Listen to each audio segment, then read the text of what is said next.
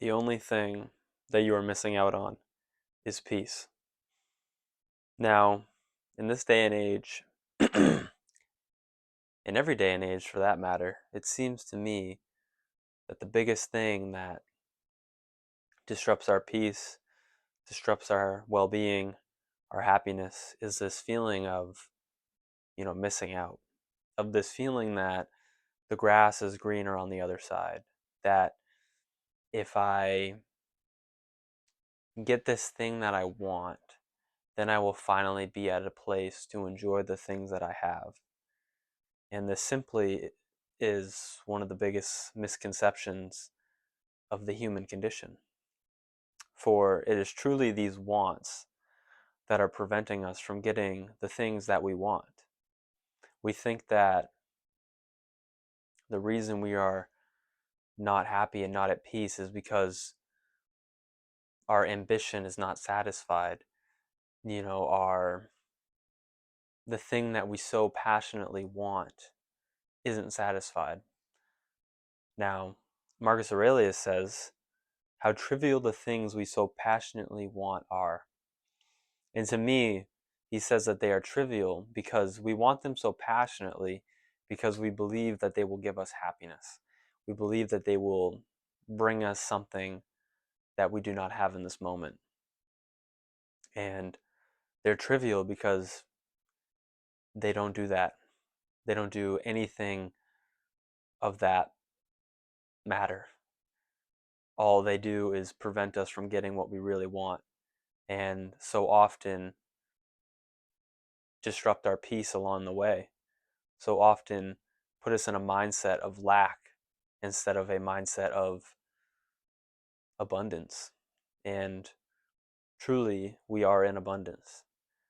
I recently was reading Epicurus, and Epicurus is very misunderstood, I believe. He's, the philosopher of pleasure, but his pleasure is very moderate, and his pleasure is very, I think it's honestly a definition issue.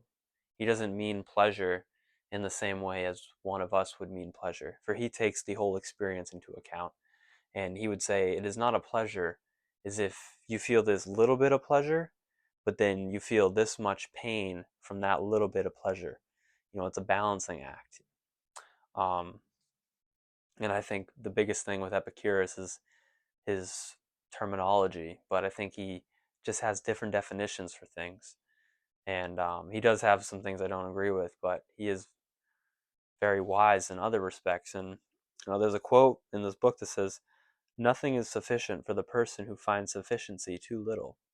And he speaks about time and time again how nature, what is sufficient for nature, or he says, yeah, what is sufficient for nature is it's small, it's little. He says poverty is sufficient for nature, and wealth is poverty in the eyes of nature. And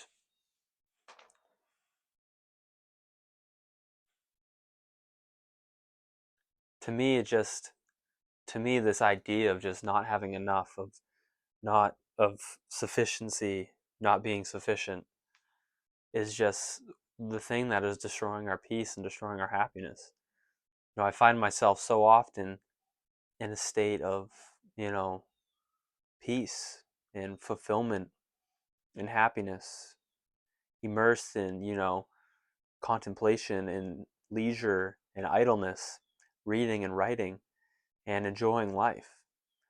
And then out of nowhere, I get this feeling that, I'm wasting time. I get this feeling that I should be, ambition truly kicks in. And I think, I should be pursuing some worldly thing for nothing other than worldly success, for nothing other than worldly achievements that are fleeting and trivial, that are not necessary, that are labored over intensely for no joy whatsoever, for no fulfillment whatsoever, done in service to just do, and thinking that something will give you that feeling of enjoyment. Now, for a long time, I would say that drove me to strive hard, to work hard, to do things I didn't really want to do, because I thought that was a good. But as I mature in my spiritual journey, I see that these things are not goods. And it's hard for me to want to pursue that route because I see how trivial it is. And I can see how it will give me nothing I want. But that still doesn't mean, and this is the hardest part for me, is that the ambition is still there. And if you are at that point in your journey as well, maybe the ambition is still there for you. And it is definitely a hard thing to deal with because before, when I thought these things mattered, it would bring no feelings of discontent. It would bring no feelings of, taking me out of peace because I thought it was the journey to peace. But now that I see that it is not the journey to peace, it just takes me out of my peace and annoys me. Makes me upset that these are the things that I feel such a need to strive for, social status, for earthly things that give nothing, and take much. And also this notion of missing out. I think there's more than just the earthly success or the ambition, because I also feel the ambition to, for a long time, to, not miss out on my youth. I wanted to experience much, to travel much, to do many things, to learn as much as possible. And I feel in me that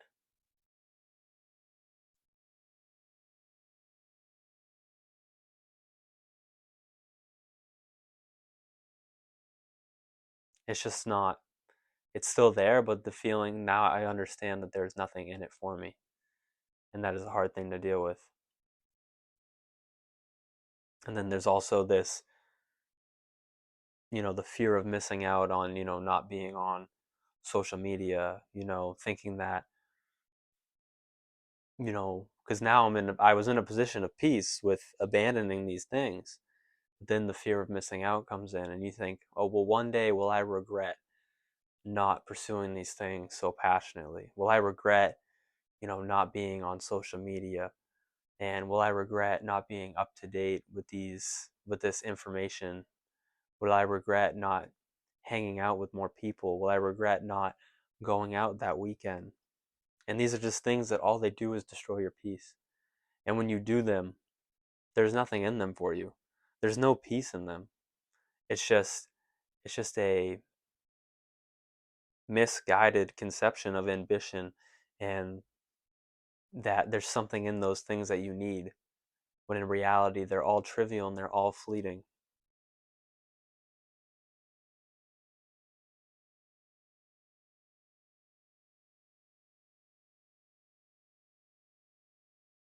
And truly, the only thing that we are missing out on in life is peace. We have a fear of missing out, but these wants are preventing us from getting what we want. These wants are preventing us from our happiness. For as Epicurus says, nothing is sufficient for the person who finds sufficiency too little.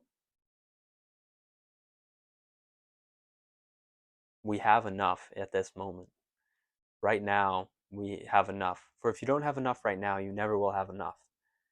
And all these wants and all these desires and all these things that you don't have, that you think are preventing your happiness, but not because you don't have them, but because you want them so passionately. Yes, I believe we should still want these things, but we should want them in a healthy manner, realizing that if they don't come, I am no worse off. And if they do come, I am no better off. It is just something. It is neither good nor bad.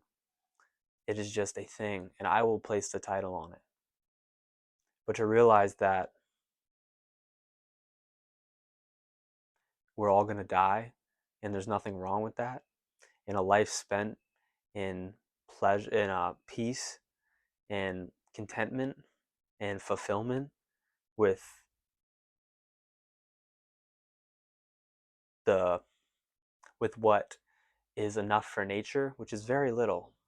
We need very little to be in abundance in the eyes of nature.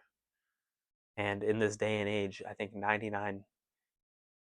higher than 99% of the world is in abundance for nature. You know, the average or the average yeah, the average person in poverty in America would has things that 100 years ago kings couldn't even have. The amount of access to light, of literally a supercomputer in their pocket. So it is clear that nature, there's little is needed to satisfy natural needs, but we place all these needs inside that destroy our peace, and we feel like we're missing out on something. You know, because I haven't seen this place, because I haven't experienced that goal being achieved, that emotion, because I haven't spent time with this person, because I haven't gotten this person, gotten this goal, anything. All of these are things that just prevent our peace, prevent our happiness, and that is the only thing in life that we are missing out on. Because at any moment it is obtainable, and in this day and age, we just feel.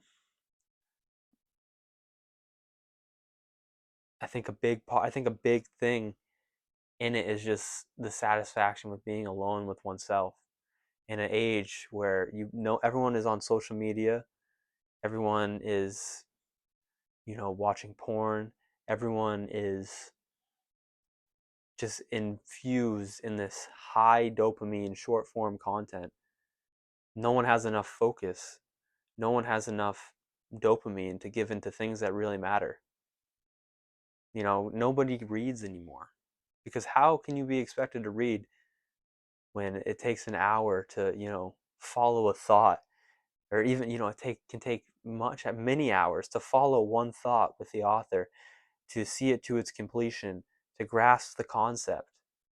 No one has time for that. People have a misconception of thinking that videos are better for absorbing information. Social media is better for getting up to date news. And maybe in a certain degree, you're right. But long lasting information that will stick with you, fulfillment, being able to actually focus for long periods of time, being content with yourself, being able to be in a room with yourself for more than 10 minutes in silence and not rethink your whole life. These are things that we no longer have because of the nature of the social reality that we are creating. One of a phone on you at all times, of notifications always. Our dopamine is just out of control, which affects our drive and our focus. And that's affecting our drive and our focus to be able to focus on things that really matter, on being at peace, reading, contemplation, and just enjoying life. And because work is not life, work is not the goal of life. You're supposed to work so you can live. You're not supposed to live to work. And in this day and age where information is so abundant and everything has to be so go, go, go, fast, fast, fast, it seems like ambition is taking over our lives in this need for production, to produce more, to do more, to get more done. Seems like seems like it's more and more prevalent as the years go on. And I think this is destroying more and more of people's peace. And I think people were more honest with themselves back in the day, but I mean, I think you also see many people, you see like Henry David Thoreau, who, spent a lot of time in the woods and wrote Walden to get away from society because he thought society was too much. And that was in like 1850. He thought he thought society was too much in 1850. Imagine what he would think 200 years later. He thought society was too loud and noisy for peace, and the work ethic, and people were working too much, and this, that, and the other. Imagine what he would think nowadays. And even I forget who said it. I think it was Walt Whitman, but he's saying, many men lead lives of quiet desperation. And I think that is the day and age we live in today. But there's just a difference between the day our day and age today and the day and age in the past. And that's nobody needs to confront that notion. At any second that notion can arise, and you have a phone to get you out of that mindset. Or you're at work, so work needs to be done, so you can't indulge that thought. Or you're at home and all right, yeah, you got the phone, you got TV, you got food. It never needs to be thought about. I think more than ever we live in an age of quiet desperation, and to me it's just sad. And to me it sucks because I don't want to be part of that existence. And if you're watching this video, you probably don't want to be either. But it's so hard, especially at my age, and I guess whatever age. But society tells me I should be doing different things than what I want. Tells me I should be, working 12 hours a week, or 12 hours a week, 12 hours a day. Tells me I should be trying to get girls. Tells me I should be on social media posting the pictures of the trips I'm going on, you know, living up to, the beauty standards of the modern age. All these things. And I just don't care. But a part of me has, and kind of why I talked about it, was just the fear of missing out. I know I'm missing out on nothing. But when sometimes it can be hard to really accept that fact because you think, what if I regret it? What if? And I heard once that the devil lives in what ifs. And I like that because, yeah, there isn't the what ifs that's like, oh, what if it all works out and da da da da. But it's obvious, it's clearly a thing because we have to consciously, willfully, when we say what if, make it positive because it's naturally not positive. It's not naturally, oh, what if it all works out? It's naturally, what if I die? That's the natural thought because, obviously we were built for that because, a right decision, a right decision in picking to where to go look for berries is, one meal for one day. But one wrong decision into where to go to look for berries is death, game over. So we are more biased towards negativity than to positivity. And in a day and age where you're probably not going to go get berries and get eaten by a tiger or a lion, is it's not conducive to happiness, to peace, to fulfillment.